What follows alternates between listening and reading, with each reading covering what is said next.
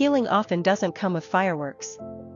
Sometimes, it shows up in the tiniest, quietest wins, the kind no one claps for.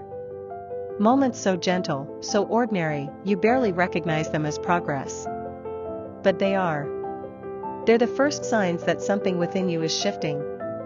Quietly, but powerfully. Disclaimer. This conversation is a fictional dramatization. Always seek the advice of qualified medical professionals. Meet Juliet. She's 38, and she's trying her best. But lately, it feels like she's stuck in the same loop. Spinning, doubting, hoping. So she takes a deep breath, walks into therapy, and sits across from Dr. Rosalind. Dr. Rosalind asks, "What brings you in today, Juliet?" Juliet looks down for a moment, fingers nervously tracing the edge of her sleeve. Then she exhales. "I don't think I'm improving. I'm still anxious. Still overthinking everything. It's like I'm doing all this work, but nothing's changing." Dr. Rosalind nods gently. "Okay. Let's slow down a little. What's the past week been like for you?" Juliet hesitates, then begins. "Well, on Monday, my mom called. Usually, I get defensive. Her questions always feel like judgment. But this time, I paused. Took a breath. And just answered her. I didn't lash out.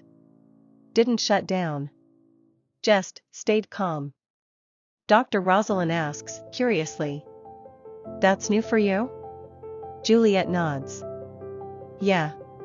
But I mean, it's just one call." Dr. Rosalind leans in, voice soft. "Just one call. But one different call. That's the difference." Juliet pauses. "I guess. I just don't know if it matters." Dr. Rosalind replies. "Why wouldn't it?" Juliet says quietly. "Because it's small." Dr. Rosalind smiles. "And who told you that small things can't be significant?" Dr. Rosalind asks. "What else happened?" Juliet takes a breath. "Tuesday. I saw my ex's story on Instagram. Felt the old pull to text him. To explain, to reconnect. But instead, I wrote about it in my journal. Didn't send the text. Still hurt. But I didn't reopen the wound." Dr. Rosalind gives a small nod. "That's powerful." Juliet shrugs, vulnerable. "I don't feel powerful. Just tired." Dr. Rosalind replies, warmly. "You don't have to feel powerful for your choices to be." Juliet continues, softly. "Wednesday, I overslept. Normally I'd spiral. Shame. Guilt. But this time, I just made toast and eggs. Ate them slowly. Didn't punish myself." Dr. Rosalind asks. "How did that feel?" Juliet smiles faintly. Gentle. Like I was giving myself permission to be human. Juliet reflects on Thursday and Friday too. Letting go of a colleague's offhand comment instead of obsessing. Saying no to a friend, not out of excuse but honesty. Honoring her need for rest. When she finishes, she looks up. A little unsure. All these things. I don't know. They feel small. Dr. Rosalind holds her gaze, then says. "Juliet, you are learning to show up for yourself in the most tender, honest ways. You're not reacting on autopilot anymore. You're choosing. And that choice, over and over, is the healing. Not the absence of pain, but the presence of awareness. Not perfection, but intention. You're not failing. You're unfolding." Juliet's eyes glisten. Her voice breaks just a little. "I didn't think of it that way." Dr. Rosalind smiles gently. "Most people don't. Because the world only claps for the loud victories. But healing? Healing is quiet.